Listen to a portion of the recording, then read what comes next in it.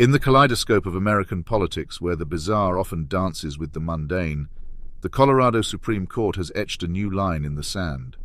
The decision to brand Donald Trump ineligible for presidential candidacy under the insurrection clause of the 14th Amendment is not just a legal maneuver. It's a scorching indictment of a man whose relationship with democratic norms has always been, to put it mildly, promiscuous. Trump, the erstwhile reality TV star turned commander-in-chief, has long demonstrated a penchant for authoritarian posturing, a quality more suited to a tin-pot despot than the leader of the free world. His actions surrounding the 2021 Capitol riot were not just a grotesque carnival of the absurd, they were a flagrant assault on the democratic process. To describe these actions merely as unpresidential would be an exercise in egregious understatement. They were, in their very essence, an affront to the ideals upon which the American Republic stands. The Colorado court's decision, therefore, should not be seen in the light of judicial overreach or partisan skullduggery. It is instead a belated recognition of a glaring truth, that Trump's actions represent a fundamental threat to the sanctity of the democratic process. It's a truth that should have been self-evident, yet one that has taken an alarmingly long time for the mechanisms of justice to acknowledge. In their ruling, the court has not merely interpreted the law, they have, in a sense, acted as the immune response of a body politic that has found itself infected by a virulent strain of anti-democratic behavior. The use of the insurrection clause, a dusty relic of the Reconstruction era, is particularly a parchment originally intended to prevent Confederates from resuming political power.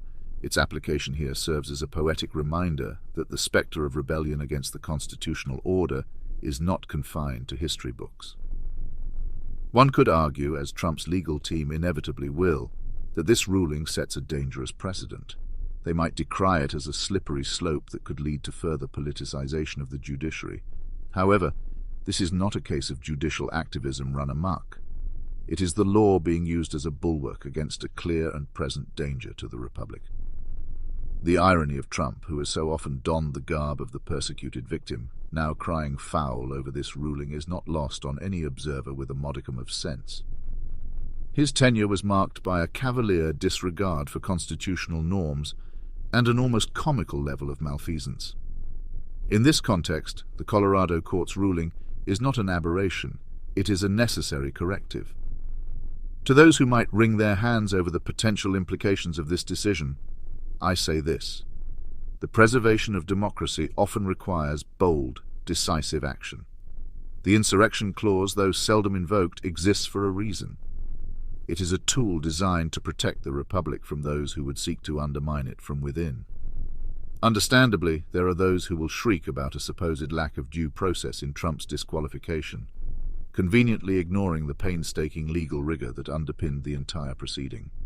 Indeed, Trump was subjected to the full weight and scrutiny of the judicial system, his case dissected with a precision that would make a surgeon envious. His legal eagles, neither novices nor short of resources, were given ample runway to mount their defense, parry the accusations, and articulate their narrative. Sandwiched between these layers of legal diligence are the shrill cries of foul play, a chorus of dissonance striking a chord with the conspiracy-minded and those vested in the cult of personality.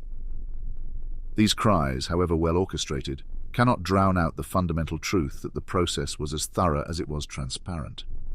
The judicial gears turned as they should, and the outcome, whether palatable to some or not, was the product of a system operating as intended, not as a kangaroo court convened at the behest of partisan puppeteers. So the Colorado Supreme Court has spoken, and its message is thunderous. Even a former president can be held accountable to the stark, unyielding standards of the Constitution. This ruling is not just a rebuke, but a thunderclap against Trump's quasi-Caesarian pretensions. A reminder that in America, power is lent, not bequeathed. It's a decision that doesn't just echo in the hallowed halls of justice. It roars, declaring that the Republic, though battered, is unbroken. Here lies the crux. Trump's disqualification is a testament to the resilience of democratic principles over the whims of an individual who mistook the presidency for an imperial throne. In this historic moment, the court has not only upheld the law, it has resoundingly reaffirmed that in the United States no one is above it. a point that should echo far beyond the confines of this singular yet momentous decision.